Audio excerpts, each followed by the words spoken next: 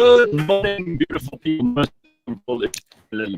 She's sitting in the studio in Joburg. She rushed to get here this morning, and you got that just in the nick of time. How are you, Phums? Absolutely in the nick of time. I sent Ryan when I was driving at one of the traffic lights. I sent him a message that says 7 minutes late, and it's 7 minutes past 6, and I'm here. Well, look at you. Perfect. Perfect. How are you? And how what's are you, news? baby? I'm good. I can't complain. I've got over that. You know, for the first month or so of winter, everybody, oh, it's so cold. And I just realized, like, we, as human beings, human beings love to compare. Yeah. For example, in a mention to Bureaucratic and Bakabantu Tuesday that we had no water here for a day and a half, 2 days or whatever. And I know some people have managed somehow with 5 days or more of no water, and it's an absolute disgrace that we have to deal with this. But I I popped in at my parents, and oh my God, was my dad, and he was in such a mood to moan. Hey, did he moan? And eventually I said to him, look, I actually didn't come here to hear you moan the whole time. So we get past this, please. But you were also telling Mbulelo, the world's biggest complainer. Yeah, no, Mbulelo is the world's, but he's more curmudgeonly than even my father, who's turning 70 this year. Oh my gosh. Yeah. I also just realized that my dad, so your dad's a year older than my dad. I just literally realized 2 days ago that my dad is turning 69 in a couple of days. And it blows my mind. Blows my mind. You see them get older, right? But you don't kind of the head doesn't quite compute that this is who they are. Exactly. I mean, if you told me at 15 or 20 or even 25, when your father's 70, I would have said, I don't want to think about that. That's too far in the future.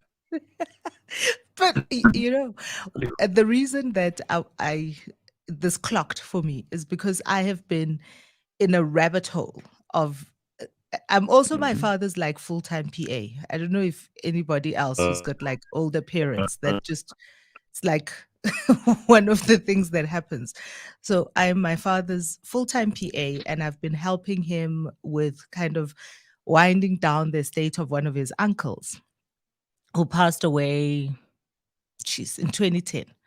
And so now I'm in this bloody rabbit hole. And as you know, anything to do with any type of government, there are papers and papers and papers to fill in. I have had to find like the death certificates of my great-grandfather and great-grandmother and affidavits on affidavits. I've spent the past 2 days.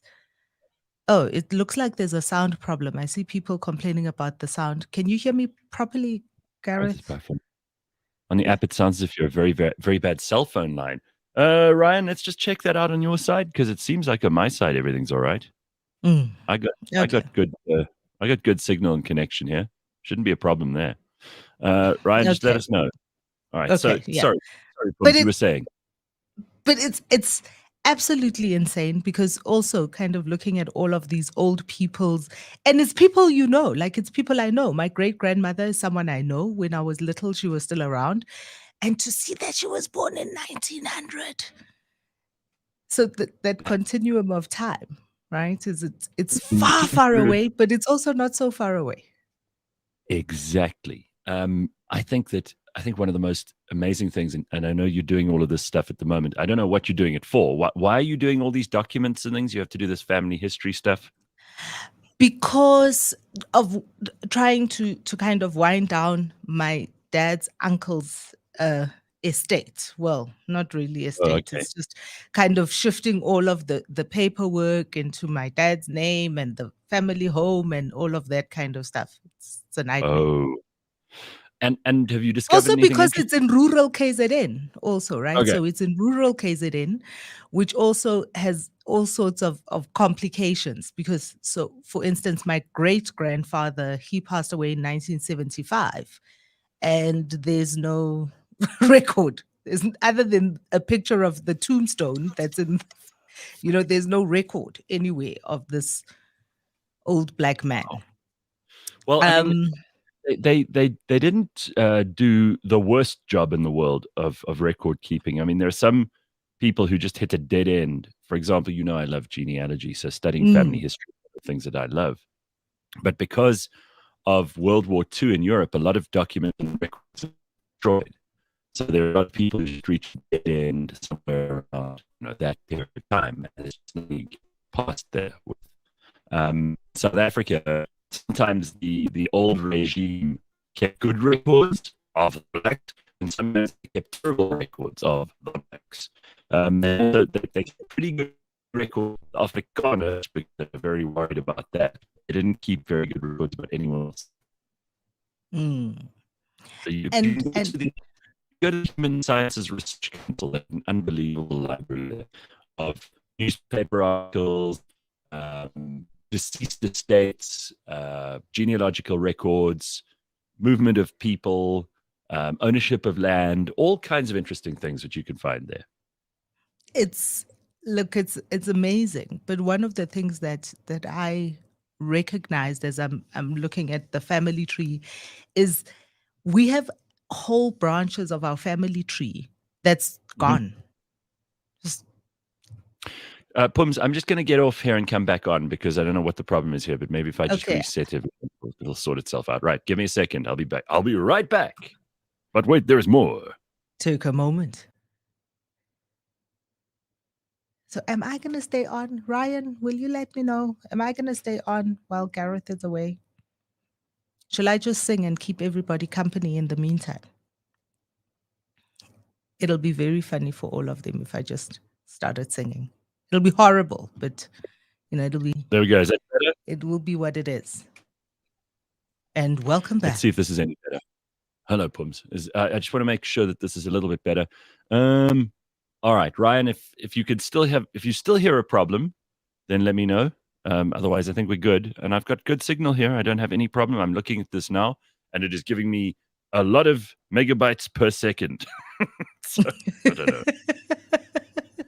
But is there anything? I see a thumbs up. Okay, good. Okay, great. Everybody let me know. I love the way our audience are also our engineers. I mean, we've got the best people listening to us that we could possibly wish for. You know how exciting it is for me on Wednesday nights to go to bed because I know I'm coming on the show and everybody is going to be.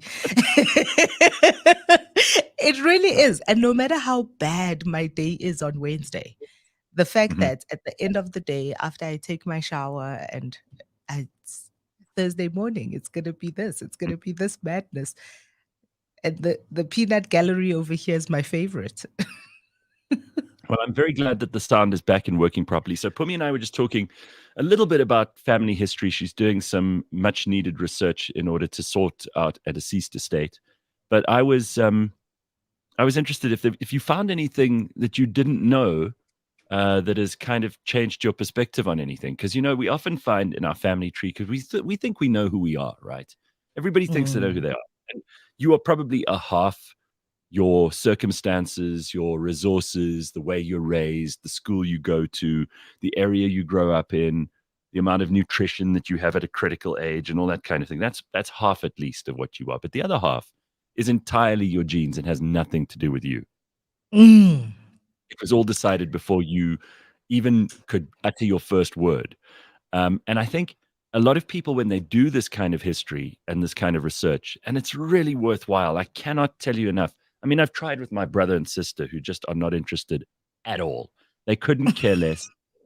If I told them tomorrow that they were entitled to, R1 billion from overseas, I don't think they'd even pay attention then. If I told them that we were descended directly from a chimpanzee, they would also not be very interested. I think that it's fascinating because those two people and your parents, we obviously know we get things from our parents. You can hear in any conversation that especially kids or parents of newborn children, they always go, oh, she's definitely got his smile, or she's got her eyes, or these things that are obviously physical characteristics they've inherited from their parents. Yeah. And as they grow up, people go, she seems to have her father's temperament or her mother's. And then they start also saying, well, she's a lot like her grandmother in this way or whatever. But what you do is if you go back 2, then 4 for the grandparents, then 16 for the great grandparents, then 32 for the great great grandparents, if you can get that far back, those 32, 16, 8 people who make you are, those are the most incredibly close approximations to your genetic makeup you're ever going to get. There are some things that come directly through the line because they're either dominant or recessive genes, and they're passed on to you in very obvious physical ways. But I believe, and I still have to find enough, and I suppose the scientists still have to do enough research into this to be able to ascertain in any meaningful way whether it's true or not. But I still believe if you can carry physical characteristics, which are like the most basic things that genes are programmed to do, then you can also carry, and this is where the study of epigenetics and all the rest of it comes in. You can carry across genetic memories, or at least genetic ideas, a Yeah. propensity, certain kind of, your mental and your emotional and your creative faculties must also take something from there. Even the things that you like, you know how there are some people that you cannot explain why they like olives. Yeah. And nobody else likes olives.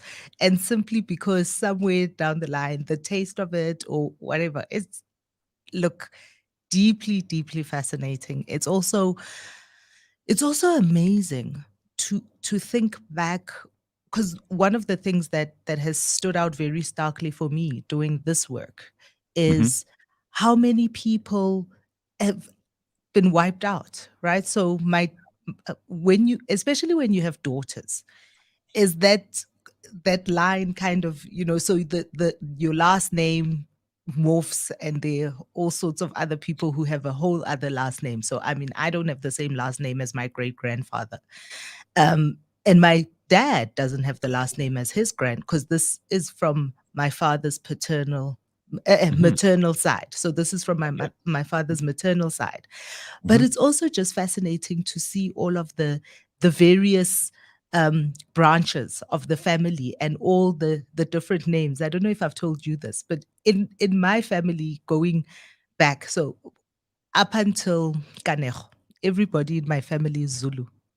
Everybody. One. Like It's amazing. I have the Mbatas, the Vilagazis, the Celes, all of my entire family. Wow. Kanejo is the first one that's not Zulu. Not 100% Zulu. Well,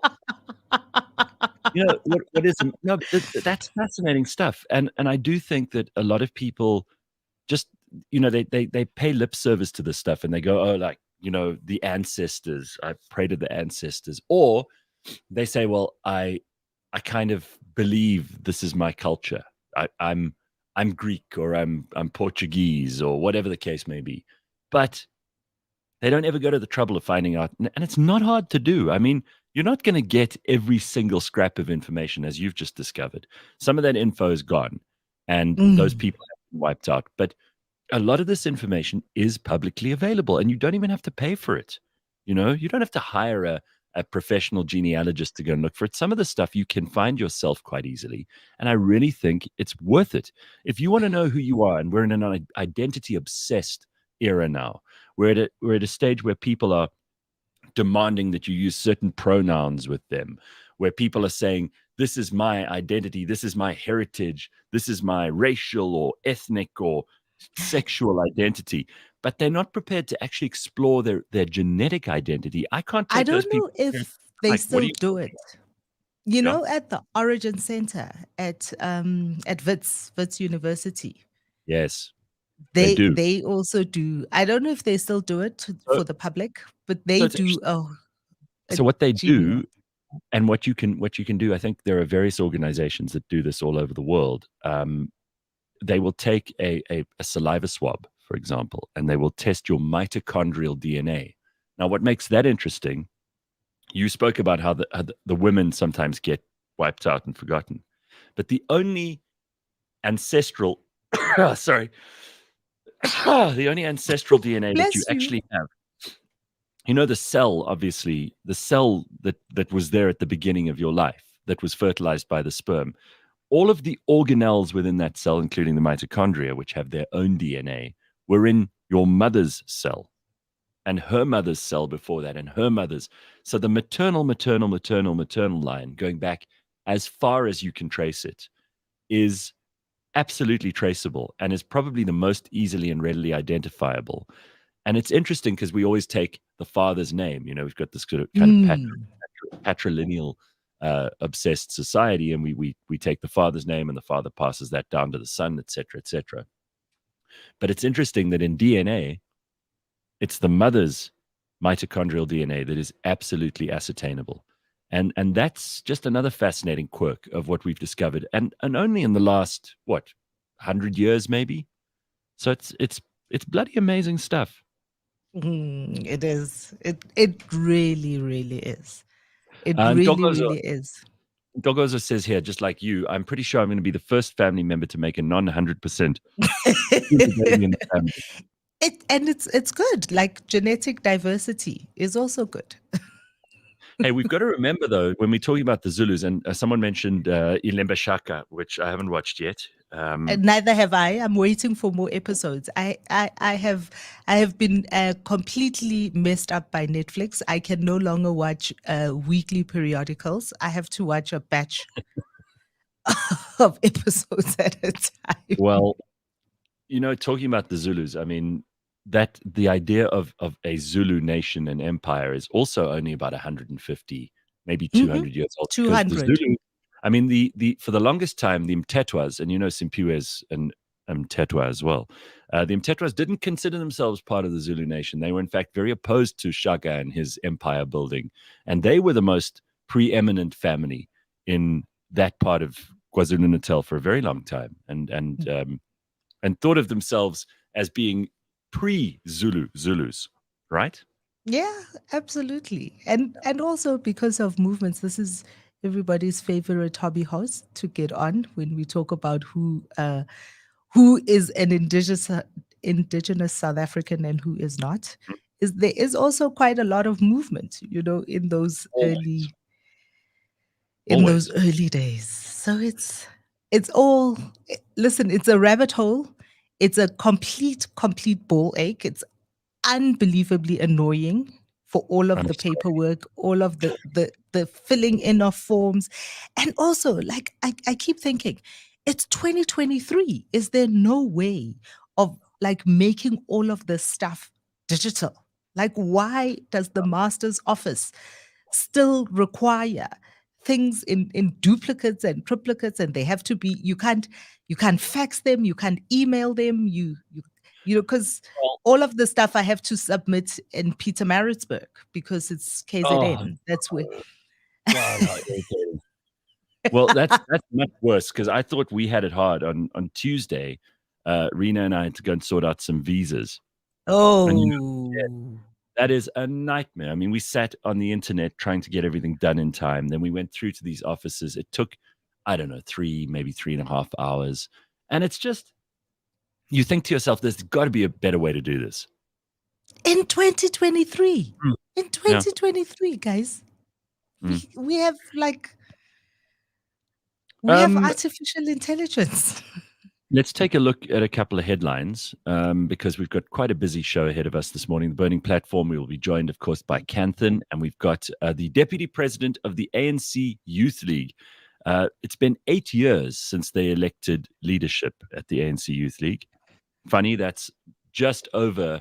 It's just under the time that the EFF has been in existence for. EFF turns 10 years old this year, and the ANC Youth In League just 2 haven't. weeks. The ANC Youth League just haven't had leadership for Well, 8 years. it was disbanded post the gutting of. So we'll be speaking to the Deputy President of the ANC Youth League, and again, for those people who say, "Oh, why don't you ever get ANC people on?" It's very difficult to get ANC people on because they don't want to talk, not to anyone. They don't have to. They feel like they don't. What have they got to say? And they know when they go on shows like this, it's going to be a bit of a tough time for them. So I've got to say, Phumzile Mgcina, I'm very pleased that you're coming on, because we don't often hear from ANC people. You know, we've had 3 in the last 6 to 8 months. Dada Morero, that woman who I met at the Pixley Kaisagasame lecture, who Yes, we from the KZN legislature. correct, and now Phumzile Mgcina, and really it's difficult to get ANC people. And for those people who go, oh, why are you even bothering? Well, we have to bother. These are decision-making people, whether you like it or not. So we try to bring you the most relevant people in the news, and I think we've done a pretty good job of that. Big credit to the producers, to Dory and to Ryan, for making that happen. Absolutely. Look, and it's a busy week. Been a hang of a lot happening on the news this week. All right, so let's talk about some of the news. It turns out that the SABC claim they are owed 442 billion rand. Sorry, 44.2. What? I just did a Jacob Zuma on this. 44.2 billion rand is what they say they owed. SABC. By who? By you. That's right. A digital and communications minister, Mondli Gungubela, said, responding to an EFF question in Parliament, how much is owed to the SABC? He said, well, just 44.2 billion rand. A total of 9.2 million accounts have outstanding balances of about that amount. So only 9.2 million accounts in South Africa out of all the people who have TV are not paying the TV licenses. So that's actually a minority. These balances comprise of unpaid invoices and penalties levied for non-payment over several years. At least 5.6 million accounts have been handed over for external debt collection. So I got to ask again, why do we need to fund the SABC separately? They already take taxpayers' money, right? They have been for at least the last 8 years. So why should ordinary citizens, especially if we don't get anything from that SABC? I don't listen to SABC radio. I don't watch SABC news. Their news is, as far as I can tell, pretty average at best. And I'm not a consumer of any of the stuff that they put out. So why should I be funding that? That's like me asking you, I'm going to come to your house and knock on your door and say, please pay for my dentist. I saw somebody posted a slip on one of my social media timelines. Somebody posted a slip, and they had made a US slip, till slip, but one of the line items on the till slip was a staff medical contribution on the till slip for a person that was purchasing whatever. I think it was a pharmacy or something. That I was just like, that's cheeky.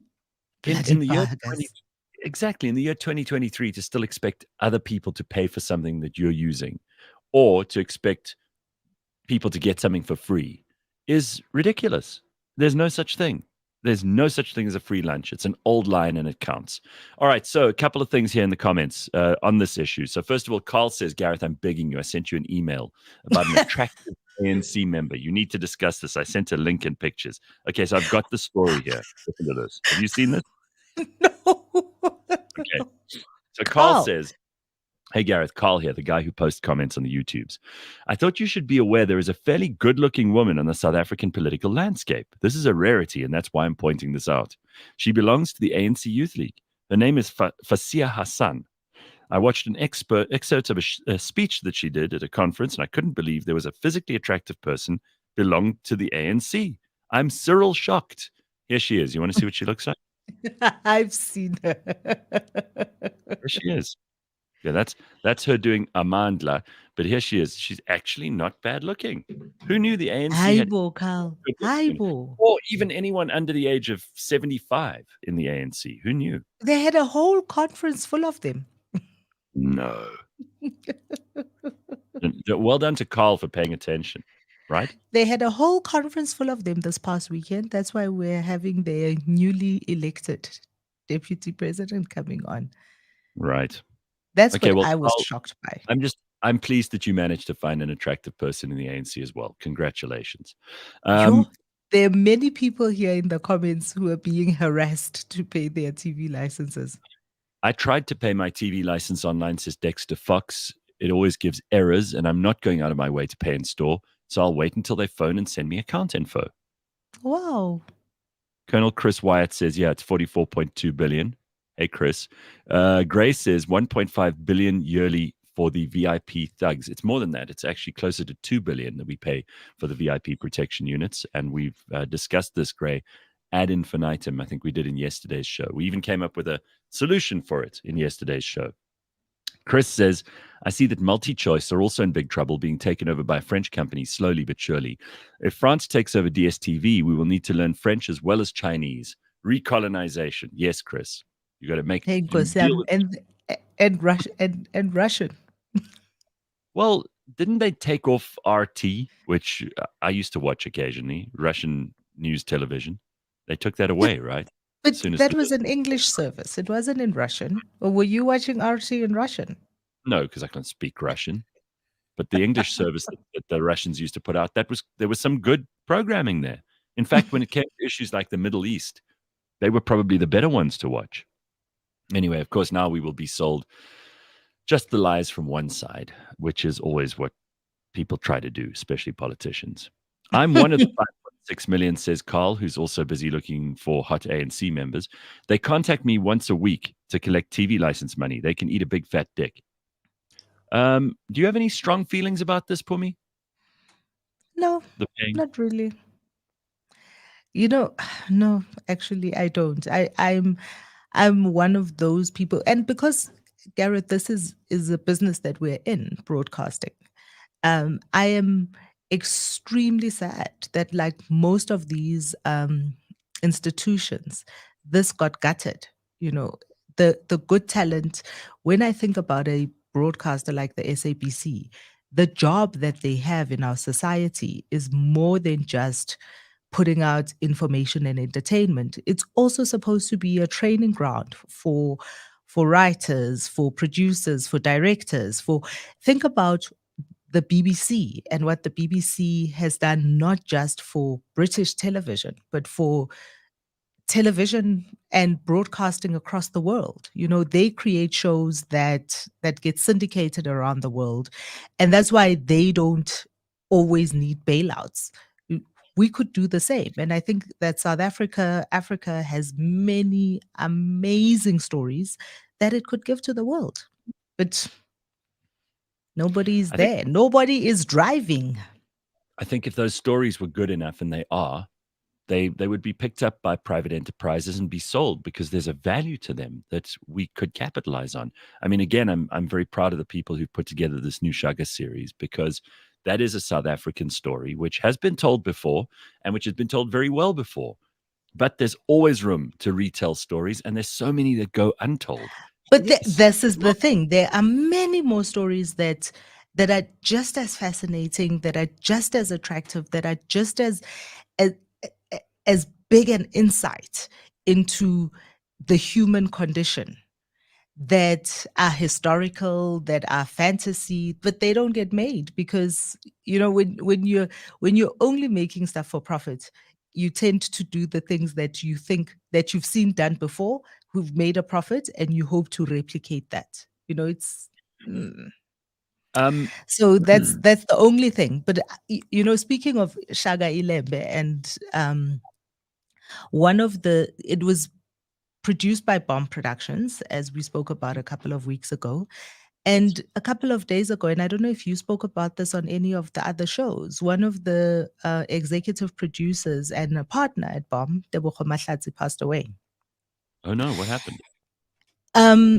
We don't know what happened. They just say, so there was just a statement. I saw David Gao tweeted about it, saying that the family just needs time to mourn. It seems to have been he seems to have been ill. Tebogo Mahlatsi is also the person that gave us on SABC all those many years ago, Yizo Yizo.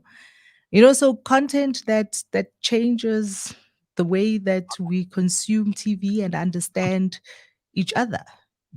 An Wow. Okay. amazing, incredibly talented young person. Well, not so young, 49 years old. incredibly talented young South African storyteller, director, writer, and yeah, on. Theodoros Moro Esperidis says, I pay my Hey, TV license. It's our duty to pay taxes. Well, that's an interesting conversation, and one that I hope to pick up. I've been in contact with the SARS Commissioner's office to get Edward Kisvetter on the show, and we may just do a special event because I think there'll be a lot of business people and a lot of civil society groups who might be interested in coming to that. So we may just do an event. Unfortunately, he's only going to be available either at the end of August or beginning of September, but we can try and get him. And I think there's an interesting discussion to be had because just like everything else in this country, what are we actually paying for? If we don't get it, what are we paying for? When your municipality cannot deliver water, electricity, and collect the rubbish, what use are they? What are you paying for? I'm not paying to subsidize other people. We've been doing that for a very long time in this country in terms of, you know, this neighborhood subsidizing that one. People in any case are extraordinarily charitable in South Africa. We have more registered charities in this country than almost any other country in the world. And people are helping, but they're helping with their own consent, not at the gunpoint that the government put there. So it's worth discussing. And I think Edward Kisvet is the right guy to address these questions. I think, there are plenty of people who are also not paying taxes at all, crooked people. And we need to find out who they are and make sure that they pay their fair share. But I think tax is such an interesting subject. So we will get into that at some point this year. Okay. Our Pumi's cam is still behind. Well, listen, we're trying to figure out what the problem is this morning. Maybe there's some internet issue. maybe In it's perhaps sabotage. Yeah, sabotage. That's right. Okay, so lots of other cool things that we've got to discuss, but let's get back to the news for a second, Pums, because there are a couple of things here we need to have your opinion on. Apparently, the metro of Johannesburg is going to have to pay more than 7.8. I'm not good with numbers this morning. Have you noticed What this? is happening? Breathe. Angas. Metro must pay more than 7.8 million rand to a pregnant teenager who fell into an open manhole while she was walking along a street in Eldorado Park at night. The then 16-year-old, who was in grade 10, presumably bumped her head against a sharp object inside the manhole and suffered severe head injuries. She now suffers from bilateral blindness, constant headaches, and seizures. She turned to the South African South Gauteng High Court, where she claimed more than 9 million rand in damages from the Joburg Metro. She blamed the Metro for the incident, and it was argued on her behalf that the Metro had a duty to cover the manhole or at least warn the public about the danger. Acting Judge A.M. van der Merwe totally agreed and found the Metro to be negligent in this regard. So the Metro are going to have to pay her. What do you make of that? You know what is fascinating for me about these kinds of cases is how they decide how much is due. I watched that show, I Blew It, which almost inevitably is always. So there are three types of people blowing their money out there. People who get inheritance money. So somebody dies and they get the insurance money. Uh, they don't kill them like Rosemary Ndlovu. Just, your grandmother, grandfather leaves you money. Or or people win the lotto. Many people win the lotto and end up on I Blew It. They blow all those millions. And the third type are people who get money from the RAF. We've spoken about the RAF, Road Accident Fund, on the show before. Yes. People get so much money, like 2 million, 3 million, 7 million. It's always in the millions that they're getting from the RAF. And like this teenager, I wonder how they calculate how much money is to be paid out, right? Because I would think that the money is medical expenses plus potential future earnings plus all of that kind of stuff. So, your life is cut short. So like this teenager who's now bilateral blindness, what does that mean? Anyway, I digress.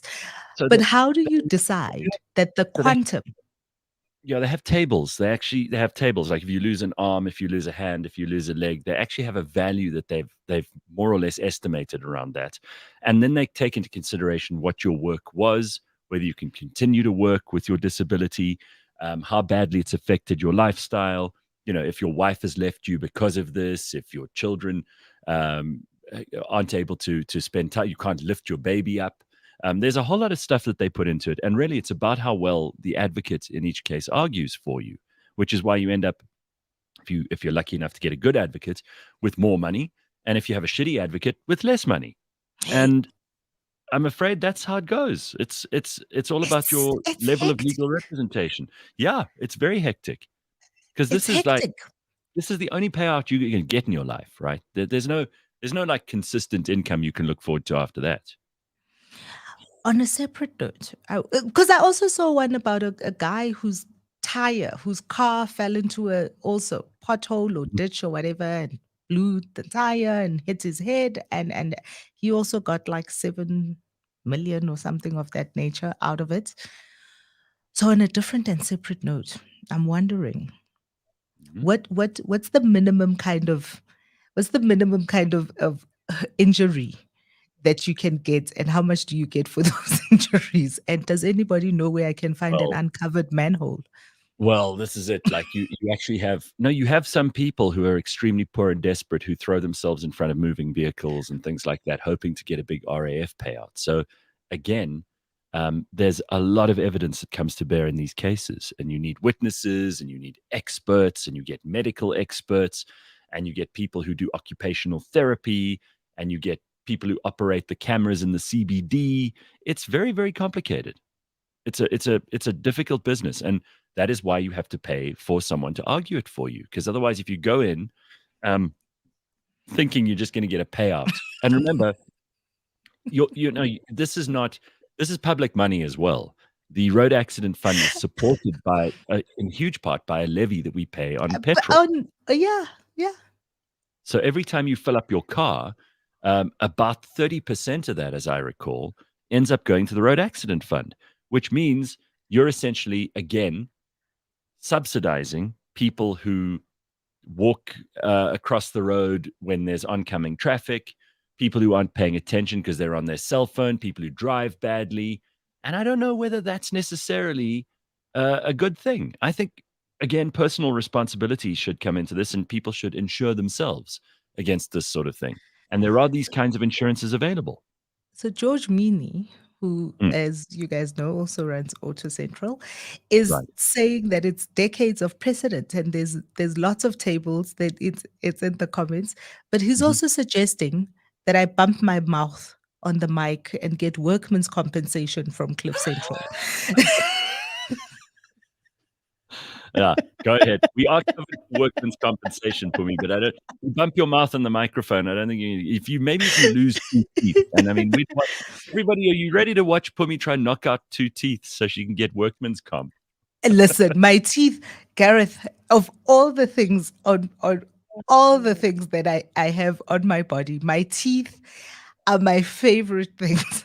I love my teeth. I wouldn't want to knock my teeth out. Oof, Not even for workman's compensation, not even for 7 million rand. My teeth, yeah. look at this. I've never had braces. I love my teeth. I would never fuck up my teeth.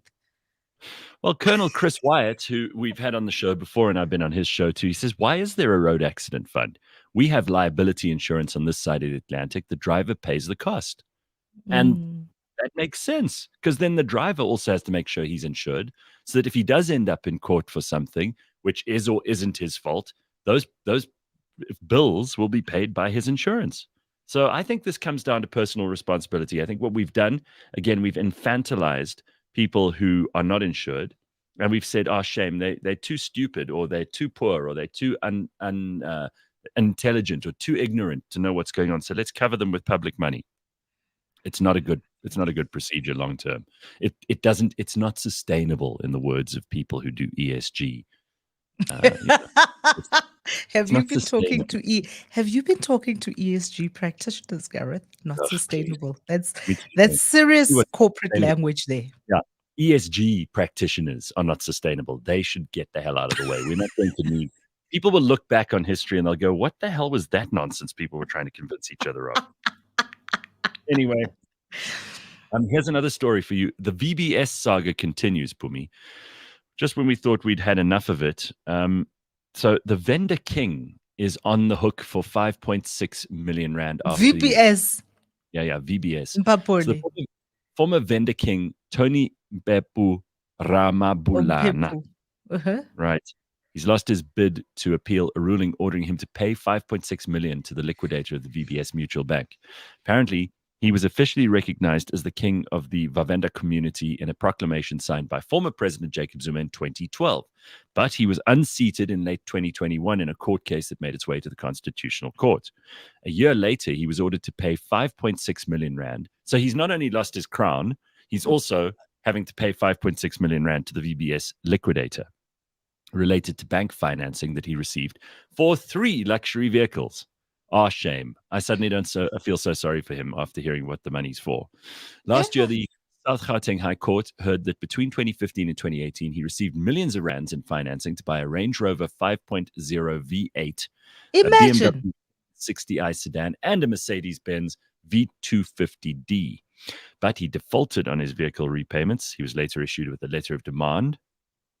And his lawyers initially agreed that he would make the necessary repayments, but they later changed track due to their argument that VBS was not a registered credit provider and would not have lent funds to the over-indebted king. Oh, my God. You see, again, can't be his fault. I They have shouldn't no have. sympathy. I have no No, sympathy.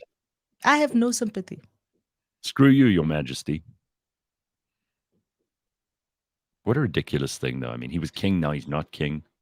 Like, how did that happen? Nah, I have no sympathy for them. 3 None vehicles. whatsoever. What a joke. RAF is the NHI of the road. We should just scrap private insurance. Well, that's probably what people would like to do, because they're always complaining that the RAF doesn't have enough funding, right? Isn't that what they always say? It's always Hey, the typical. RAF has plenty. Listen, just all you have to do is watch 3 episodes of I Blew It, and you will know that the RAF has way too much money. And Right. and and also the RAF, I don't know. Somebody needs to look into that thing. I think it's just like a feeding frenzy. Kala says a correction. RAF contribution is less than 10%. I suppose you mean in terms of 10% of fuel. what? I think he means in terms of fuel. Oh. RAF helps in cases where a vehicle has caused harm to a person and the driver's insurance, if they have any, does not sufficiently cover these damages.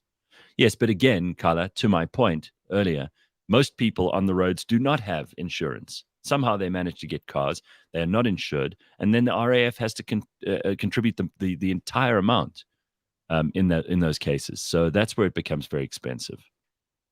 Anyway, that's just another bizarre thing. But this vendor king. One more situation- headline. One more. No, he gets no more airtime. He deserves everything he's getting. Okay. I what don't do you know want? why they don't throw these people in jail. Do you want Kasatu or Barbie? Barbie. You started a thing last week, hey, by bringing up this Barbie marketing thing, because I was completely ignorant of all of this, and now you've got me like I'm like laser focused on anything that's bright pink, and I just know it's Barbie merchandise. So, hot pink is having a moment as the world prepares for the release of the anticipated Barbie movie this month. The whole world except Vietnam. Officials in Southeast Asia have banned commercial screenings of the nostalgia-evoking movie starring Margot Robbie. No Hanoi's ways. reason? Why hate Barbie? Well, they say geopolitics. The head of Vietnam's Department of Cinema, there's a real job, Department of Cinema, told the Washington Post that the cancellation of Barbie screenings was due to the film featuring a map that appears to depict China's disputed claims over a large swathe of the South China Sea. This is amazing. So they went through, they stalked through Barbie footage, and they found a map that doesn't suit their geopolitics. It's amazing. Listen here, Baba. These things, we used to have a censorship board here in South Africa, and there was a guy, some bureaucrat somewhere, who had to sit through and painstakingly watch all sorts of things and decide that this is suitable or not suitable for public consumption. this is suitable or not suitable for white people's consumption. This is for black people's consumption. This is for this is a thing. Oh. I wonder if So so if Vietnam is unhappy about this, is China thrilled with it? Because if you're selling movies, you want to sell more in China than you do in Vietnam, right? So maybe it's a trade-off they're prepared to make. listen, China and Japan, I think they're going to be into that Barbie movie. I China think and so. Japan, that's exactly the type of stuff they love. Do Yeah. you remember a show called Japanorama, which was Mm, about yeah. all the pop culture in Japan? One of the No, most fascinating things you have ever seen. Speaking of hot pink, lots of hot pink in that show. really. Yeah. Ja- That's why I love him. Japanorama, find it on YouTube. If anybody's still confused as to why Pumi's on the show, then now you know. She tells us things that otherwise we would never learn and we would never know. So thanks, Pums. And always end up with homework when I've got Pumi on the show. So I was like, yeah, I've got to do this homework now. But the homework's always fun, isn't it? No, it is. It is. It It's watching absolutely is. stuff, it's listening to things. Listen, I've got so many books to read. I've got to read Daryl Bristow Bovey's book about the Shackleton expedition, Oh, wow. which apparently is brilliant. And it's been sitting on my desk here for like a week and I haven't picked it up yet, but I've got to start making some progress there because it's one of those books that I know once I started, I'm going to be pulled right in. So, Well, you were talking about a visa, which makes me assume you're going somewhere soon, and that's going to mean well, many no, hours in a plane. no, I'm actually not planning to go anywhere for a little while. I was talking to someone about this the other day. I'm not really I know I've been lucky enough to travel a lot, but I'm not a big traveler. I actually love being at home. So unless something comes along that is work related or there's a really very cool opportunity on the line, I'm very happy to stay at home. And I know a lot of people who prioritize travel, like my brother and my sister-in-law. They love going away. They spend more time away than any people I know. And I'm just exactly the opposite. Well, look on the bright side. There is plenty of time to read. I think, especially with all the load shedding, right? Because then there's nothing else to What do do. you mean? We had so much electricity over the weekend. I didn't know what to do with it. Did you? I know. I did. I knew exactly what to do with that electricity.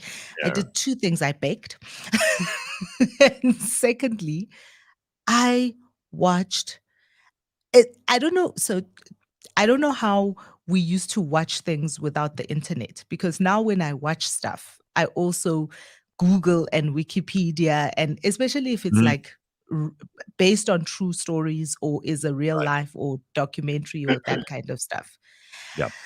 I have seen these posters, especially when I leave here, Cliff Central, on my way back to the office.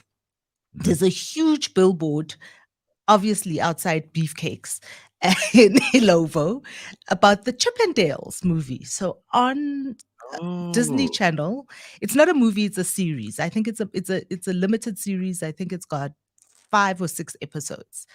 And it's about the Chippendales. Now, the Chippendales is the original Full Monty, right? For those of you young enough to it was not a male remember it, strip outfit, right? first ever male striptease. First it's strip club, and then became a touring show of Yeah. striptease men. Right. Oh my God. What? What a story. Really? What? What? Tell me. The man who created it all was an Indian immigrant to America who first worked in a garage, saved all his money. His big hero, his name is Steve Banerjee. His big hero was Hugh Hefner. Oh, wow. Okay. I can see that. Yeah, I can see that. You're in strippers. If This, strippers is your business, that would make a huge deal of sense because he was, I but mean, that's not he what was, he wanted. He just wanted to be famous. That's actually what he wanted, was to be famous, and he thought a club would be, because he lived in LA, would be the thing. And he Yeah. just, bumbles along and falls onto the idea of having a strip club for women. Oh, and everything is true. The man, eventually this thing spirals, and he's just a dorky guy who's the son of a printer in Mumbai, and who's like moved to Hollywood to make his fortune. And he becomes this, but he's always in the background because he's a dork, right? And Mhm. he has partners who come in. The whole story is, if there is anything that is stranger than fiction, if you wrote this thing and said it was like you just wrote it, people would never believe this shit. People would be like, this is unbelievable. It's not real. Can't be. No one would believe this. All true. All That sounds like a true. good story. So what's the guy's name? Steve? Steve Banerjee. So he, Huh. he changed his original name is Showman, Showman or something like that. His Indian name is Showman, but because that's not cool enough, right? So he changes his name to Are you Steve. kidding? You run a strip outfit and your name is Showman. I mean, I think that's perfect. What the hell's wrong with this guy? He doesn't understand branding at all. It's like your parents ordained you would become a strip club owner or a strip, like, Listen, I don't know, men's strip club syndicator, whatever it is. it's so then I'm in the Wikipedia rabbit hole and online. This thing has everything. Yeah. 70s disco, 70s, 80s, like disco mania, screaming women, Yeah. half naked men, drugs, sex, alcohol, murder. Sounds like a good night out with the ANC's top leadership. Do you think, Phumi, and we haven't got much time before we take a break at 7. Do you think that male strip clubs are ever going to be a thing, though? Because I don't know that. I mean, What are you talking about? it's Beefcakes is right here in Ilovo. not a male strip club, is it? It's not a male Beefcakes. strip club. We had Betty Bangles, Bernard, on Monday, and he's performed. He's a drag artist, right? And he said it's not a strip club; it's a restaurant where they have topless waiters and they have drag shows and things. So it doesn't sound like a strip club, but I mean, I don't know that there is enough support for a male strip club. I think females, where the girls are stripping, there'll always be business. But I don't Gareth. think, like, unless there's bachelorette parties and that, I don't think there's money in it for. I mean, my one friend Ellie has been running something similar to that for years, and he said it's bloody difficult. No, it's difficult. Like, they've never had one place where they could, you know, girls don't support in the same way men do. They don't need to see naked bodies like men do. Look, I think the club business is a very difficult business and a very Sure, fickle business. sure, And there's, I mean, again, with the Chippendales, it is still a thing. And they're still touring and sure. still making money. And they have a residency in Las Vegas. Like, there is an audience. You just have to find that thing. That thing. Well, I suppose it takes more than just stripping. It needs to be a whole, like, you need a nightclub, you need a bar, you need all of It's, that stuff put yeah, together. Okay. it's a whole thing. It's a whole thing. No. But I think there's money. Okay. Well, then, Pums, this is your opportunity to start one. Go on.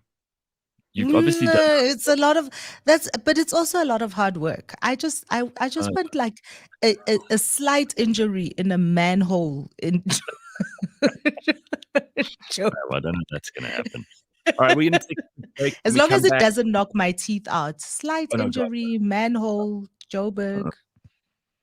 When we come back, it's time for the Burning Platform, which is our opportunity to catch up on all the big stories of the week. We've got Canthan joining us, so it's the trifecta of Phumi and Canthan and Gareth. And then we're also going to be joined by the new Deputy President of the ANC Youth League, whose name is Phumzile Mgcina. just for a short while, where she's going to tell us about what's happening there, because it's the first time they've had leadership in 8 years. So all of that and more on the way. Hi, I'm Barrett Edelstein. Join me for my podcast, Celeb Savant. Today I'm with Sophie Ellis-Bextor. So right at the moment, I'm at home in London, but after I speak to you, I'm going to pack my bags. 3 of the members of UB40, Earl, Matt, and Jimmy. Well, we're in the middle of a tour at the moment. Career retrospective with actors, singers, and entertainment industry experts every Friday morning at 9 o'clock on cliffcentral.com or wherever you listen to your podcasts.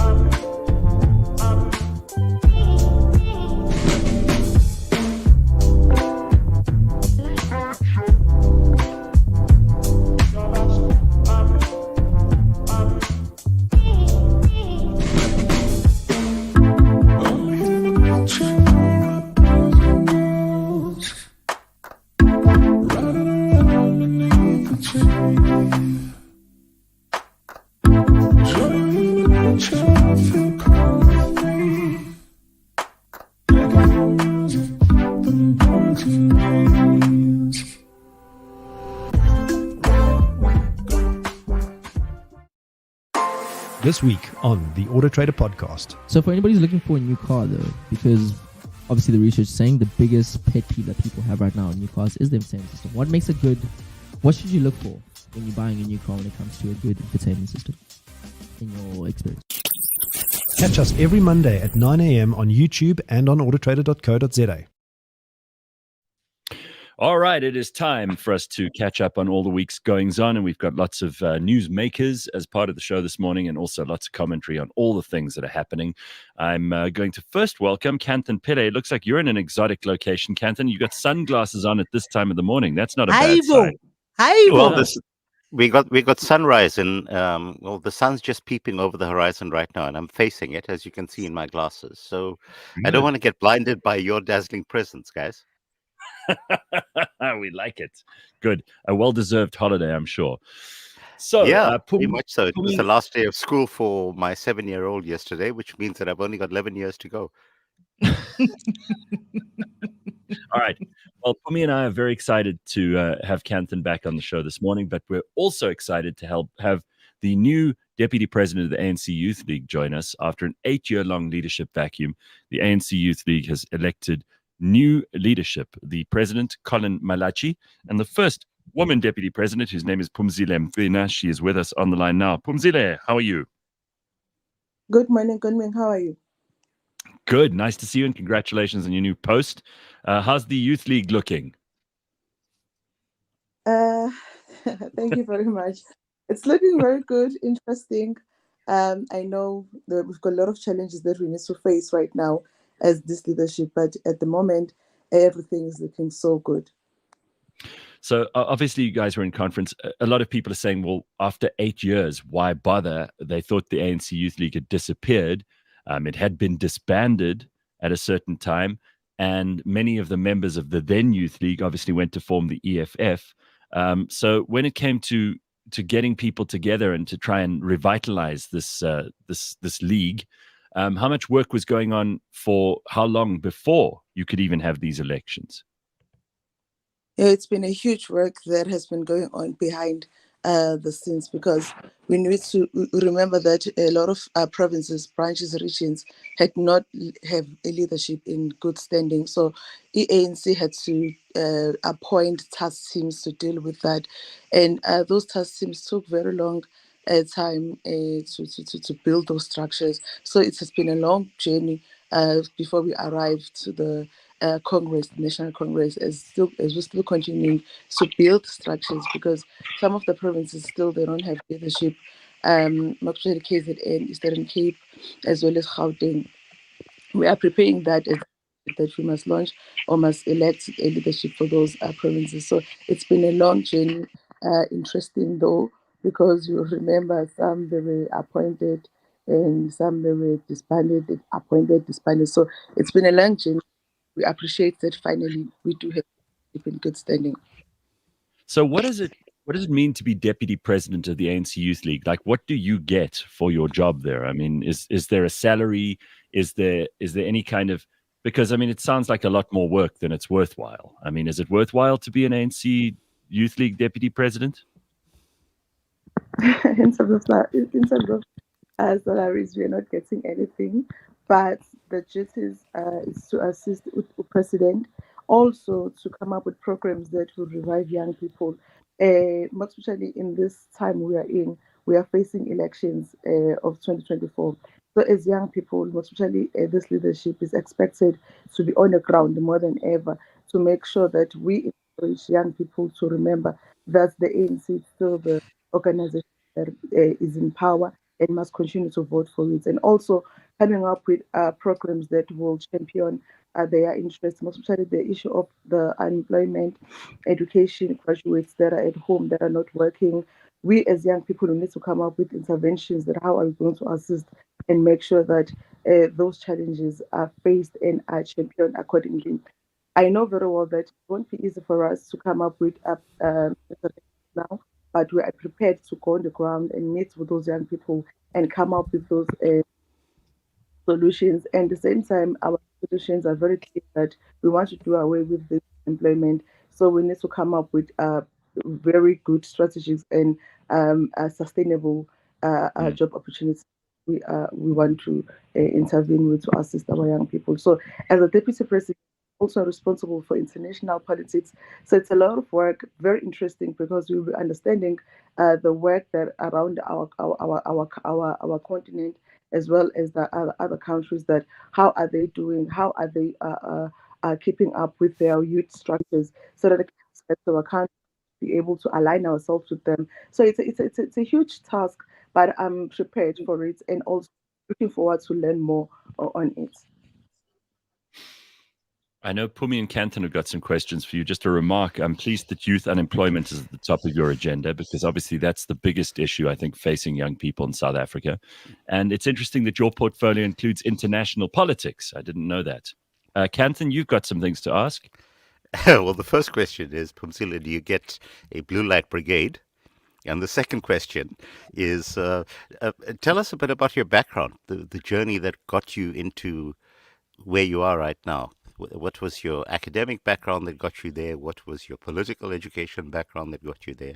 I think it'd be certainly useful for me to have a sense of the journey that you had, and I'm sure that everyone else would like that as well. No, thank you very much. I'm from Newcastle. It's KwaZulu-Natal, it's a small town called Newcastle, the region. It's Mbuso Bega, the district is Amajuba district. I studied the public management at Amajuba, TVET College here within the around the district. I also worked at a local municipality of Matlangeni. I also worked at I was deployed actually as the speaker.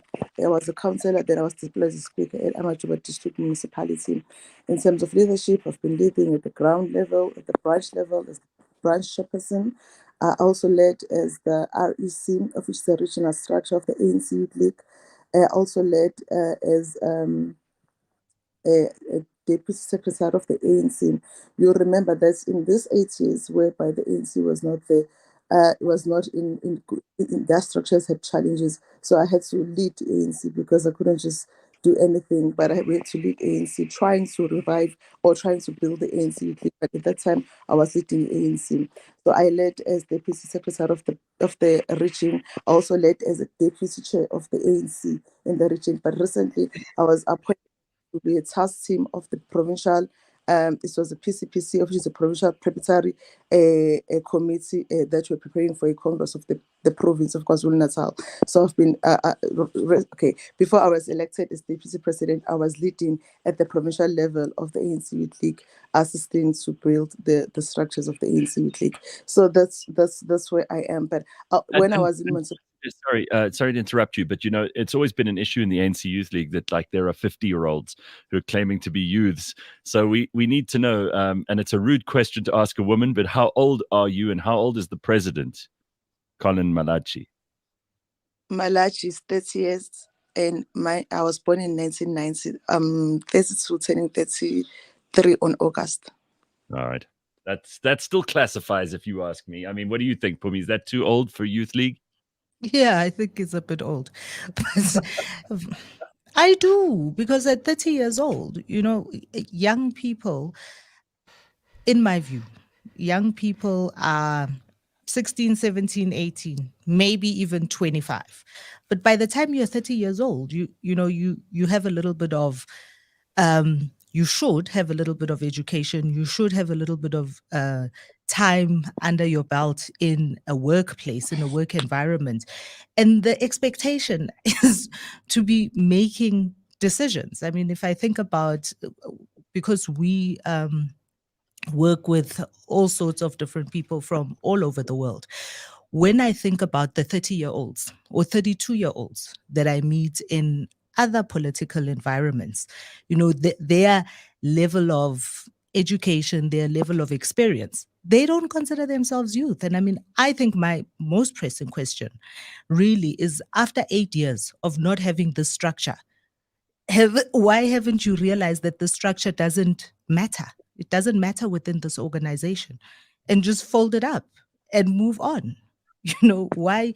What is it that was missing in the past 8 years that you felt you needed to revive the structure? No, the structure was it was needed to come back. We needed the structure. Young people has suffered a lot because the absenteeism of the ANC Youth League. That's why we had to push to the ANC that we really need the voice of people to come back. You'll understand that we had faced with a COVID-19, of which it took almost 2 years. I think it's also one of the things that delayed us to launch the structures. But there are a lot of challenges within the ANC that we need to fix first before we go out and launch the ANC Youth League. Then we come back with the ANC Youth League after 8 years. After 8 years, you realize that there was a fees must fall, of which was led by young people of South Africa. Then the ANC Youth League was not there. We've got a lot of programs that were going on whereby we're not led by young structures. But what has been achieved? So what has been achieved prior in the 8 years? I understand the 8 years is gone. Before that, what has the Youth League achieved that you felt you needed to revive it and it can achieve this? Well, come, so Phumi. if I think about the Youth League of Mbalula, if I think of the Youth League of Tigaba, if I think of... No, I'm serious. I mean, if we go all the way back and talk about the Youth League of Nelson Mandela, that's a different story. I'm just saying, in the past 30 years, okay, what the Youth League gave birth to the EFF. It gave birth to the EFF. Surely that's a significant achievement, Phumi. No, it's not. But anyway, but I'd really like to hear. I'd really like to hear Phumzile's view on what those achievements are. You talk about fees must fall. There are still university fees. There are still many kids who are being excluded, financially excluded. So that hasn't achieved anything. Yeah, we understand that there's a lot that as young people what we need to do that has not maybe been seen as if has been we as a youth league has achieved. But there are a lot of things already we've been done as the ANC Youth League, previous youth league for the past 8 years, people, if you're not counting the 8 years. But what I'm saying right now is that for the past 8 years, we don't want to go back and start to raise things that are not that has not been done. But now we are prepared to start to work for young people, to work with young people. We will understand that Youth League has been talking about the economic freedom in our lifetime, all those things, gender equality. We are prepared to start to move forward from there. You will see that most of young people they're in business. We want to make sure that those who are in business they benefit. They work. They when they go to their business. Who We are must these make most young people that are in business when we sit here today with a 65% dropout rate? Only 30 odd people who start grade 1 finish matric. So who are these young people that are in business? 65% dropout rate. Yes, we understand. Even the issue of unemployment is very high. It's very high. A lot of people are not working, some are working, but as young people, what we are saying is that we want to go back and understand that what's going on, what causes a lot of young people to drop out. The issue of policies, we need to zoom in our policies. We need to see what we can do with our policies because we do understand government that needs to be implemented. But as young people, we need to zoom into those policies that are they assisting young people enough in our country because we see even the education system that we are in. Some they graduate but they can't get work. Some they start their businesses but they fail. So I think we need to look into our policies. What are those challenges? Some of the things that we've been going with as that we've been going through as young people is that those policies are there, but they are not assisting young people. The policy of education does it speak to our social ills that we are facing as a country? Because we believe that whatever we are studying must come, whatever you are studying, when you are done, you must be able to assist in the society that you are coming in. But now we realize that those policies or the education system that we are having does not respond to our challenges that we are facing in the society.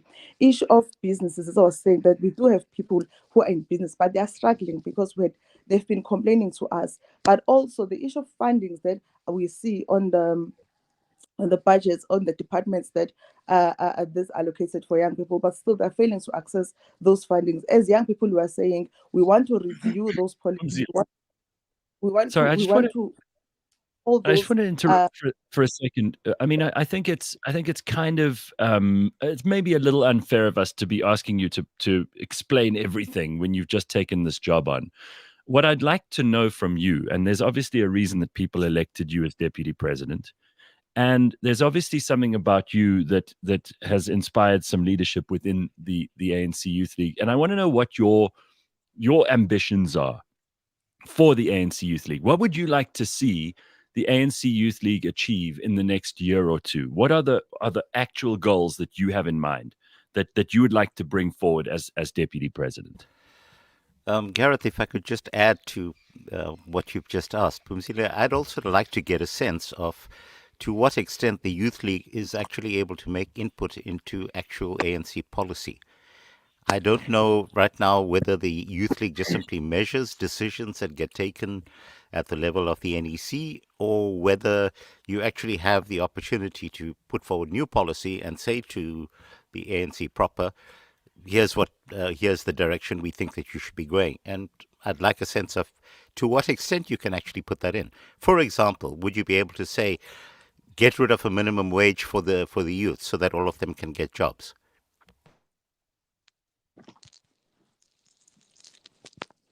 Go ahead, No, Phumzile. no, thank you very much. There are a lot of things that we want to see changing, more especially as young people of South Africa, because when we are leading at the national level, we are no longer leading now the certain provinces, but we are leading everyone in the country. We want to see young people being involved in our economy. In all ways, in all sectors, young people must be involved. And we want to see our young people enjoying the benefits of being South Africans, because Most of the time you find yourself that you are from South Africa, but you can't, access or get bursaries, get fundings, get everything that you need to do, you need to have in order to change your life. So we want to see our young people being involved in economic of our country by being in businesses, being in mining sector, in farming, agriculture. We want to see them working. We want actually, as young people, we want to create a sustainable jobs for our young people in the country. Secondly, we also want to see the educational system of our country changes to accommodate our people, to accommodate our young people. Talking about the educational system, I'm from grade 1 to grade 12. We want to start to focus there, because most of the time we focus on the tertiary institution, but forgetting about the basic education, because I believe that the most important phase for our people or for our youth. And we also want to focus on the youth, the teenage pregnancy, because you find that basically, Gareth, you join ANC Youth League when you're 14 to 35. But most of the time, as Phumi was saying, that 32 and 38 only focus on the issues of employment, higher education, etc. But this youth league, we want to also focus on youth that are in high school, the 14 year, that those who are dropping out, because most of the dropouts, you find them that they leave school at maybe when they're doing grade 10, 11, 12, they just drop out from there. So as this youth league, we want to go in and zoom in on the basic education, that what's wrong, what causes the dropouts on that level. But we also want to assist our government to come up with strategies that how are we going to keep them at school, so that if we can change the educational system, maybe they can be in school, they can be interested to continue studying at school, and to avoid the dropouts that we are seeing. Also, I want to focus on the youth that it's looming on the streets, that the money known like Onya Upe Amapara. As young people, we want to zoom in, we want to intervene on those ones. That how are we going to assist them? How are we going to build more rehabs that they must be assisted? And when when they get to those rehabs, they must get skills that when they go out, they can live their life, they can live through those skills that they get from the rehab. So we want to do a lot of things to assist young people. We don't want to focus on one sector of young people, but we want to cover all the young people of South Africa, as I was saying, starting from high school, starting from the 14 year, because the issue of teen pregnancy, it's also our duty to make sure that we go and teach those young people that how is important to protect yourself. There are a lot of things that we need to do. So as you are saying, Gareth, we just arrived in the office, but already we've got things that we want to see happening lives of our people. Canton's question about how much influence you actually have on the ANC and policy making. Yes, we do have influence, because the president and the SG of the ANC Youth League could be sitting on the NEC of the ANC. So everything that we are agreeing on, or on the NEC, they will be able to sit on those committees of the ANC, of which it's an NEC. They sit on the NWC, they sit on the deployment committees. So they'll be sitting there as young people representing us, president and SG. So we do have influence. And also, the ANC is one of the organization that listens to their people, most especially young people, because we understand that the future of the organization lies with young people. So the leadership that we are having right now is very listening. It's very patient with us. So whatever that we want to raise, they'll be able to us, even if it's not in the meeting properly. But whenever we want to engage them, they'll be able to listen to us. So we do have influence as young people of ANC. All right, we've got time for one or two more questions. I do want to let Phumi and Canton have a go here, because I've taken up most of your time. I have a very significant question, Phumzile. Do you use ChatGPT? Sorry? Do you use ChatGPT, artificial intelligence, or any of the other AI tools that are now on the market? No. Okay. You see, the reason why I asked the question is because a lot of the established wisdom in terms of how the youth will be getting employment over the next decade or so has been turned upside down by artificial intelligence. And any policy that goes forward is going to have to take into account the fact that the entire employment framework that the forthcoming generation is going to deal with is going to be completely turned upside down. And I think that any policy formulation in terms of how the education system goes that doesn't take that into account is actually going to be obsolete to a large extent. So, the reason for asking that question is, to what extent there are discussions already within the ranks of the ANC Youth League around what's happening in artificial intelligence and the developments that it's going to be taking in the job market and so forth. So let me toss that in your direction. Yeah, yeah, I think that that question, Catherine, I think it's an interesting question, but I would ask for what? But I'm very interested to hear, and this is probably a little speculative, Phumzile, for you. What do you think? So I hear what you as the Youth League, or you in your position in the Youth League, would like to do or to see. But what do you think young people on their side need to do to change their circumstances? What do you think, as a person who's not a member of the Youth League, as a young person who's going to vote next year, or maybe is just still at school, what do you think they need to do in order to change their circumstances? For themselves? I think as young people, we need to take ourselves serious. Firstly, we need to understand what do we want and how are we going to be assisted. If you come to government, we need to know how government must assist us or must meet us halfway. I'm saying this because most of the time when you're having meetings with young people, and then they will say, we are not working, they will raise a lot of challenges. Then you ask them that, how are we going to assist you? Well, how are you? How like the question like you're asking, what must we do as government that to assist you? I'm saying this because I was a speaker of the council. So the speaker, part of the duties is to interact with stakeholders, especially young people, all of those government, all those NGOs, NPOs that are there. So when you're having meetings with them, you will ask them, how are we going to assist you? Some of them, they're clueless. Anything that you can give us, like anything. But what I'm saying right now, the only thing that will be able to assist them meeting government halfway is for them to understand what do they want. How are we going to assist them? Okay, maybe they will say we want to start businesses, but what kind of businesses? How that business is going to assist you, assist the society, even assist others that are surrounding you. All right. But Phumzile, I'll tell you what.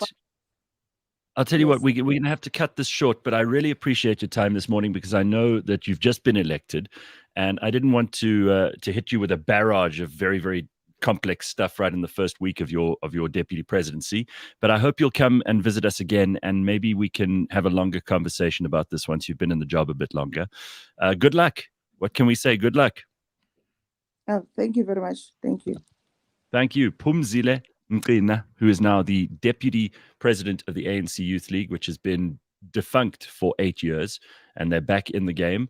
And they're ready to get in and make a contribution and in some way involve themselves before the election, I'm sure. Right, Phumi? Right, Canthan? I mean, that's the important, that's the reason. That's the reason they're around. I think the most significant platform that the ANC Youth League could be adopting right now, to your point earlier, Phumi, is they should actually be pushing for a quota of MPs that are based on people being significantly younger than the career politicians that we have right now. But that's just my take on it. Yeah. All right. Well, guys, we've got the majority of this show now for the rest of this hour. We've got about half an hour. What are we watching? What are the big things that we're watching? Last Well, week I was in a Russia rabbit hole. I'm sure Kenton has many things to say about that. yeah, I do want to hear from Canton because he missed out on telling us about his thoughts on the Wagner group and what happened there. We've got to get into that. But I first and foremost want to talk to you guys about France, because what's going on in France now, I think, is an indication of what may happen in other European countries, and which has been really, and it's been bubbling under for a very long time. And essentially, to give everybody a little bit of perspective here, the story is that a young Algerian man was pulled over by the police. He did not comply with that imminent arrest. He drove away. He tried to drive past. Some people said he tried to drive over a police officer. He didn't. In fact, there's camera footage that shows he was disobeying their order to avail himself for an arrest. He'd apparently had serious convictions beforehand, had also avoided arrest beforehand. So not exactly a stunning member of society, this. But France has got this interesting problem because there are so many immigrants from Algeria, Morocco, other parts of North Africa, Tunisia. Of course, there are lots of people from Syria that are now in France, and various other nations all over the world that have come to France because their own nations are a disaster. And then they found themselves as part of an ethnic minority within France, an increasing ethnic minority. The question here is, when this guy was shot by the police officers said it was by mistake. There are a whole lot of conjectural stories that have come out of that. But essentially what's happened in the wake of that is nothing short of what happened with George Floyd in America, where suddenly it turned into an issue of, oh, the police hate our specific race, the police hate us as immigrants or as a minority, and we're now going to loot stores and steal TVs. They've also burnt cars. They've torched public buildings. The French president has estimated the damage already to be well over $1 billion. And he's having a very, very difficult time trying to bring things back to order. And this is not something which is going to be easy to solve for Europe, because Europe's had this guilt complex for a little while about their former colonies, for right or for wrong.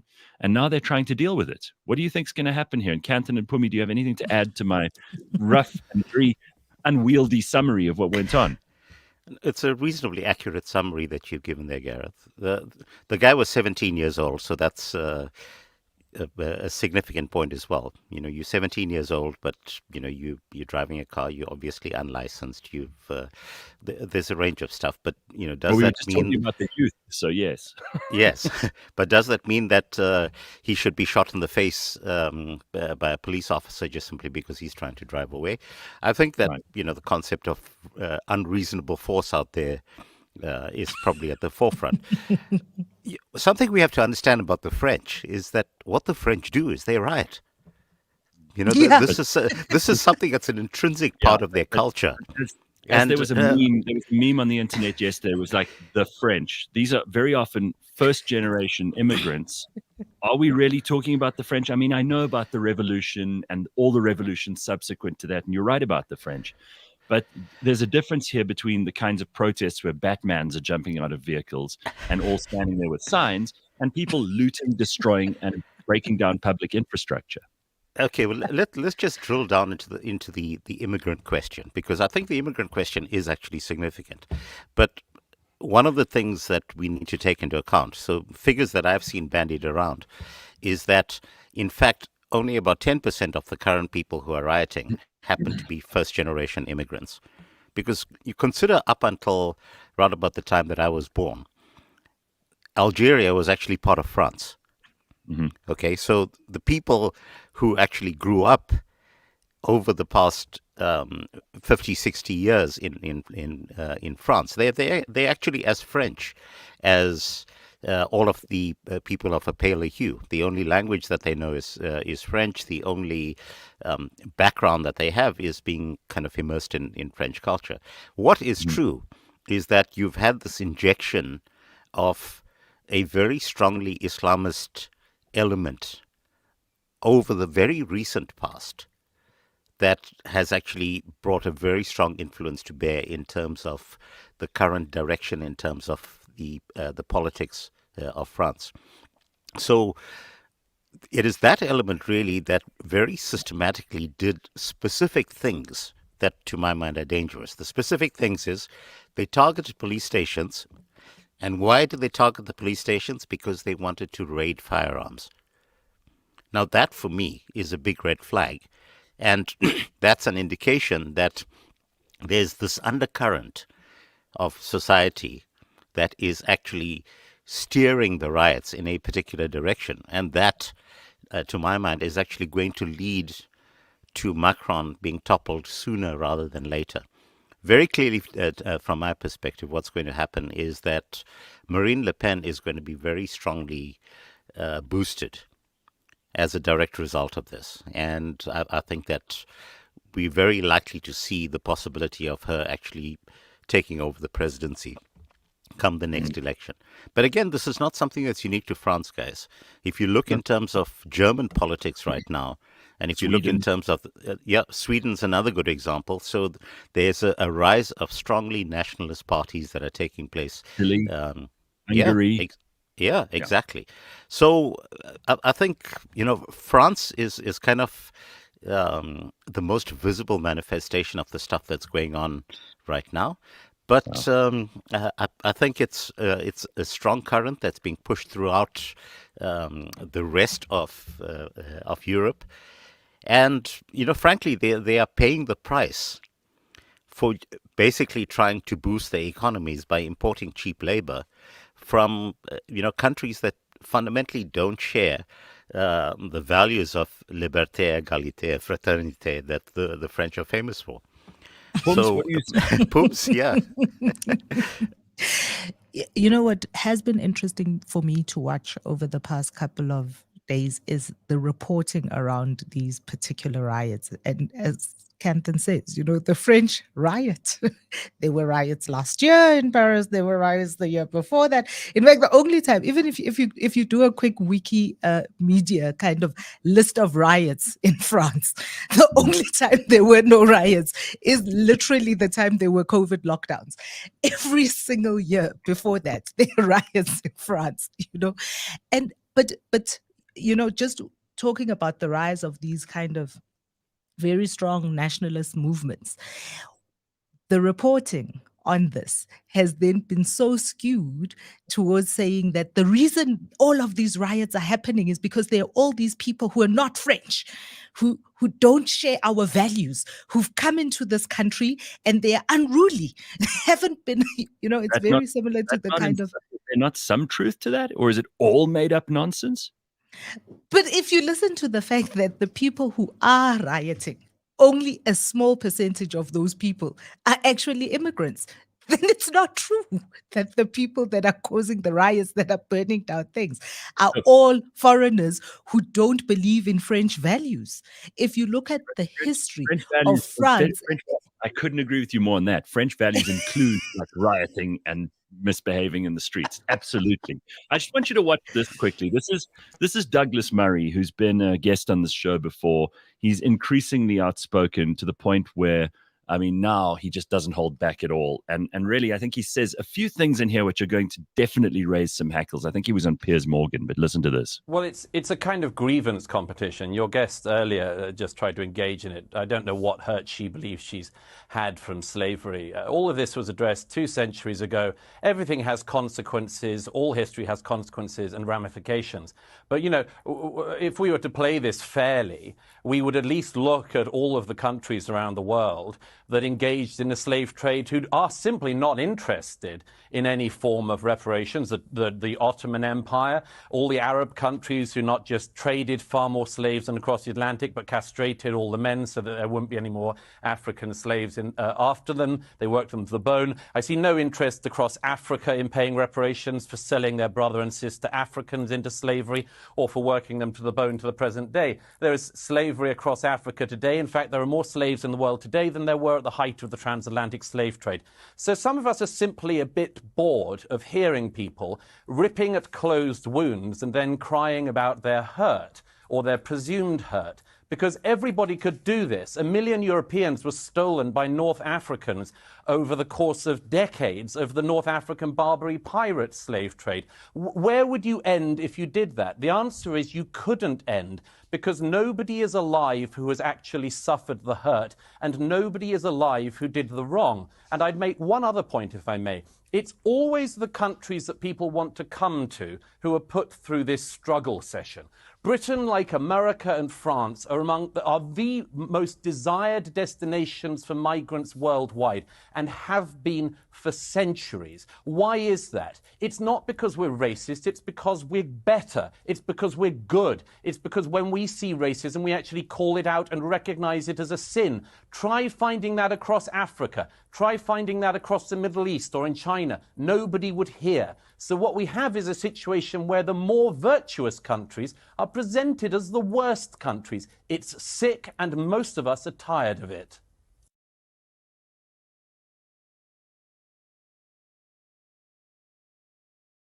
I don't know whether you agree with all or some of that. But no, it's a hideously skewed perspective, Gareth. I mean, let's consider, for example... I mean, the only reason I did that there is because of his comment at the end about immigration and immigration. If these countries, even if it was only a small percentage of immigrants who were complaining here in France, maybe justifiably about this one death, but it seems to me like this immigration conversation has to be ended at some point. The people who are moving to countries rather than the people who are running away from countries, we need to figure out in our minds why they're leaving the countries of their birth in the first place, why they would want to go to some terrible place like France instead of staying in Algeria. Well, the fact is that if you look in terms of the immigrants that have been pouring into Europe over the past decade, it's because of the fact that the West has been bombing the shit out of Syria and created that absolute crisis out there that caused people to flee the country. The current crop of immigrants that are flooding into Europe are millions of Ukrainians. And again, why has this come about? It's because NATO basically triggered a war in Ukraine by saying to the Russians, we're going to let Ukraine into NATO. The Russians said that's a red line, we're going to attack, and Biden gives them a middle finger. The Russians then attack, and Biden says to Ukraine, oh, sorry, guys, you're not going to join NATO until you actually beat Russia, which means that they're never going to join NATO. There's this entire process over the course of history where you destabilize countries in the third world, forcing a sense of abject poverty, and then say, we are better. Why are you better, Britain? You're better because you stole literally trillions of dollars from India and from China 100 years ago. Those were the top economies in the world at the time. You toppled those economies. You created the humanitarian crisis in that part of the world.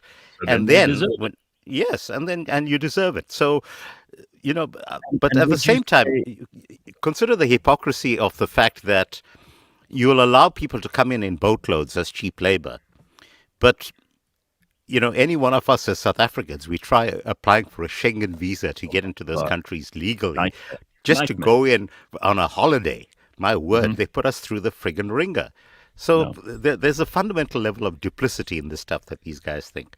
I think that people who've been fleeing South Africa to go to the UK, for example, have very quickly turned tail and come back because they can't afford the basics. Whole Facebook groups full of them complaining. But you know what is also quite boring about not just the delivery of all of that rhetoric.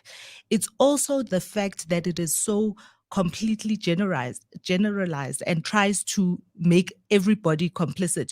We are all bored of it, he says. We and I'm just saying they it's so simplified and so bland, but the way in which he delivers it, right, is emphatic, and he knows all of the facts, and he is so right, and everybody is on his side, and he is the mouthpiece for everybody.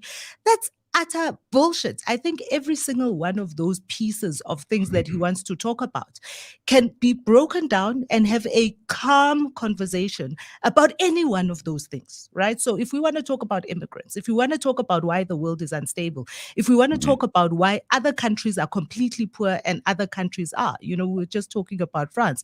One of the things that everybody is talking about is how much gold they have in their reserves without a single gold mine in France, right?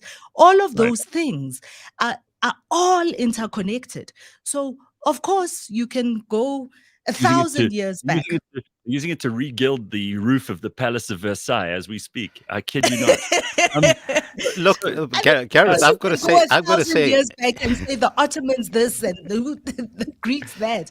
Of course you can. We were also in the last hour just talking about how close long ago actually is. You know, when I talk about the fact that my great grandmother was born in 1900, that's even before there was an ANC. Those kinds of things, you know, when you then have a microphone and nobody else is saying anything and you are saying it so confidently and emphatically that it's so long ago, we're better than everybody else. Such bullshit. I've got guys. Right. Gareth, here's something that I'm going to toss in your direction. Okay, who is the only U.S. president who is not descended from slave owners? Donald Trump. Absolutely, because even Obama is descended from slave owners on his mother's side. Exactly. So my entire point around, where do you start in terms of reparations? Because if you're going to trace ancestry of most black Americans, you're going to find that I would say the overwhelming majority of them actually have slave ancestry as well.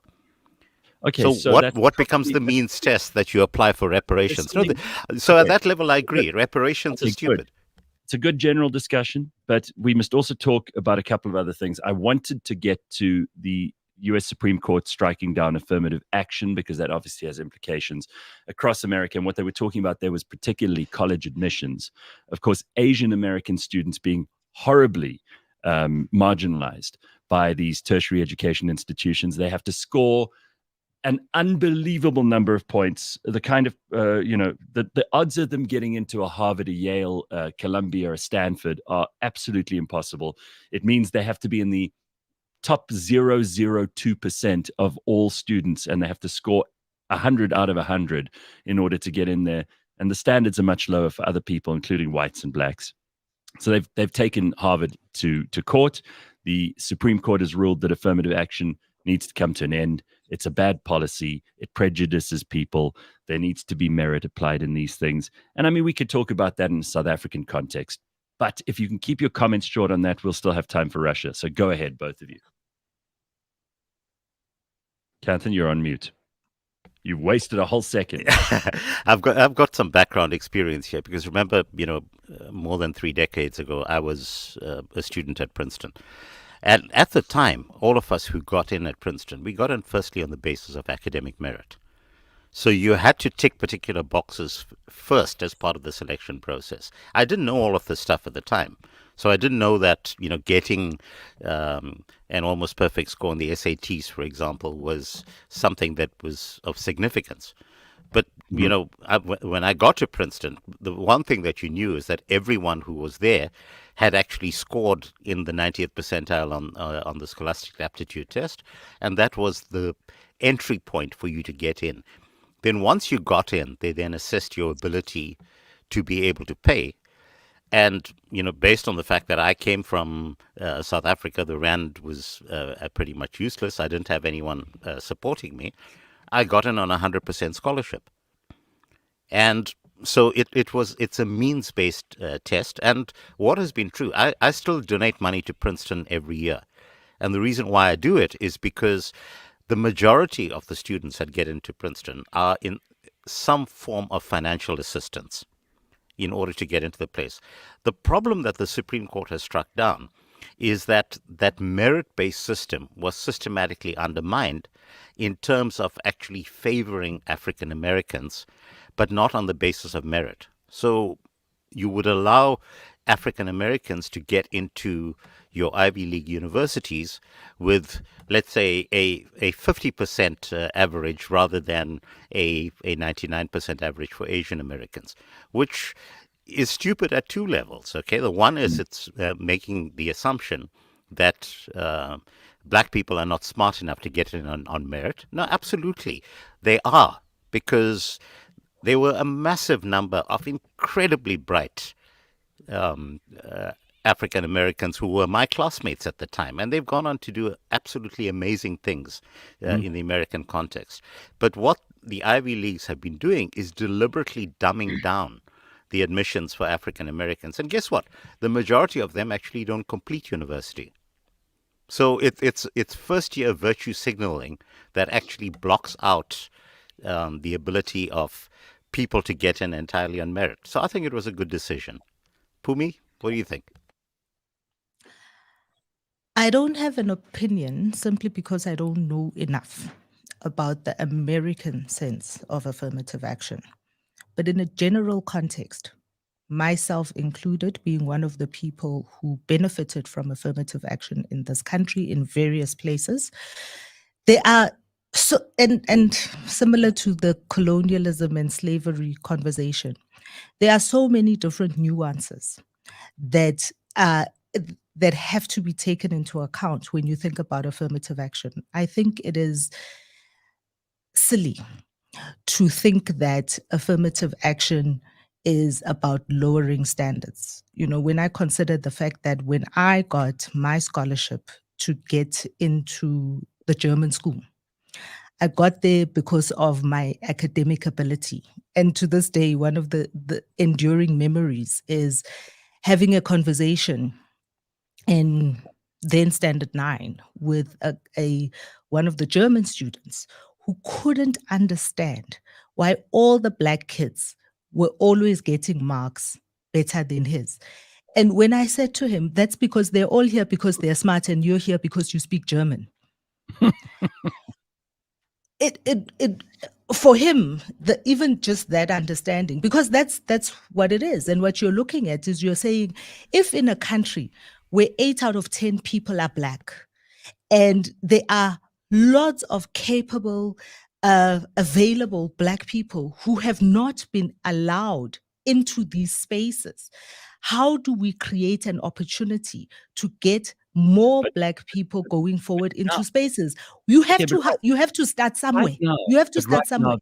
There are no spaces where Black people are not allowed in South Africa in 2023, and in America in 2023, there are no spaces Black people are not allowed. So that argument kind of flounders. Plus, the fact that we're arguing in this country from a majority point of view for affirmative action, and in America they're arguing it from a minority point of view, means they invalidate each other. What you missed is that you had to start somewhere. You had to start somewhere. And if there is a need to recalibrate and reshape, then do that. But I think to Phumi, have you read the Supreme Court judgment? No, I haven't. That's why I'm saying I don't have an opinion on there. So what I'm saying is start off with that, because everything that I've told you so far is based on the fact that I've actually read through the judgments. Yeah, but that's why I start off by saying I don't have a comment on what they are doing because I don't have the information. Your experience that you described, in fact, mirrors my experience, because you got in on merit. I got into Princeton on merit. I didn't get in because my grades were lower than anyone else. And I'm saying that over the past more than 3 decades since I got into Princeton, there has been a deliberate dumbing down of the standards for admission in order to artificially boost the numbers of African Americans getting into the Ivy League schools. Most likely by left-wing white people who are trying to just look like they're doing the right thing instead of actually doing things to help them. Look, guys, and the thing about it is that, like everything in time and history, it's a continuum, and it's important to continually recalibrate for the environment that you are in. I just want to put a break on this quickly. I mean, you neither of you ever have to explain that you're anywhere on merit. Part of the reason we love having you on the show is because there's no doubt that the both of you have that kind of merit, and that no doubt the institutions which you were educated at saw that long before we did, and we get to benefit from it today. What I will say is that Russia is a big bugbear. People are saying that you're pro-Russia, Kanthan. So I want you to just address this before we close off for today. And I know Pumi's she's up to here with the Wagner Group. But what do you have to say about that coup that was attempted, that everybody went crazy about, that ended up being a damp squib? What do you have to say about Prigozhin? What do you have to say about what the Wagner Group may continue to do in Africa? Because that's right here. Look, guys, if I'm going to try to explain in 20 seconds what I spent, several hundred words explaining on my website, I'm not going to do justice to it. The question in terms of what happens with Wagner is highly nuanced. On my website, on kanthanpillay.com, it's the top story. It's been sitting there for a week. I go into great detail around what I think exactly went down out there. The question of whether or not I'm pro-Russian, geez, guys, what does that mean? I'm not pro-Russian. I happen to be anti-NATO. I happen to be anti-NATO. Can we just get real? This is not a defensive organization. This is an organization that has been deliberately provoking regime change around the world. And right now, in terms of what happens in the Ukrainian conflict, it's very clear to me that this was entirely triggered by Joe Biden. And it's also very clear to me that if Donald Trump had been president, this conflict would not have happened. That does not make me pro-Russia, guys. Let's get real. Oh, by the way, guys, I've got to interrupt for a second because there's a whole crowd of Nyala that are walking past right now. Okay, let's have a look. Here we go. Let's put this on the screen. That's beautiful. Look at that. Now, that is the kind of audience we want for the burning platform. I like it. Hey, in deepest Africa. So Kanthan is, so basically anybody who's watching this show this morning, there's Kanthan, who's been accused of being pro-Russian. There's Phumi, who's always accused by various people in the comment section of either being pro-ANC, anti-DA, anti-EFF. God alone knows what you haven't been called, Phumi. There's me, who was given shit this morning for even giving the ANC Youth League deputy president a chance to speak. So, clearly, this is where you come for equal opportunity haters. Equal opportunity haters. Guys, I've got to point out, okay, the fact that I believe that Russia is going to win this conflict in Ukraine does not make me pro-Russian. It's stating a fact. Can we? It's okay to be pro-Russian, Kanthan. It's okay to be pro-Russian. But you're drawing a false inference. Anyway. No, it's a false inference, Phumi. The fact that I say, my friend who loves Russia is still my friend. The 800-pound gorilla is going to Blixen the 7-year-old girl. That's what's happening in Ukraine right now. This is not saying that I'm pro-Russian. It's pointing out that it's friggin' obvious that the 800-pound gorilla Blixens. This is why we love the burning platform. It's why I love when all three of us are on and we actually have time to talk instead of having just yet. We'll have to do this again in another week's time or in 2 weeks' time whenever Kanthan's available again. Phumi and I will be back next Thursday, and we've got lots of stuff still to cover. So thank you. Thank you to our guests this morning, and most especially thank you to you for listening. Cheers. We're going to go. Kanthan, you look like you wanted to say something. No, we don't Gareth, know because behind Gareth, those dark seriously, glasses. Okay, guys, seriously, okay, just go to my website, to kanthanpillay.com. Read the piece that's out there. Okay, I go into great detail around what went on with Wagner and the history and so forth. Please, guys, just go ahead and go check it out. And then, by all means, attack me on Twitter. Good. That's the game we play. Track him on Twitter. All right, everybody. Have an excellent day. We'll see you tomorrow.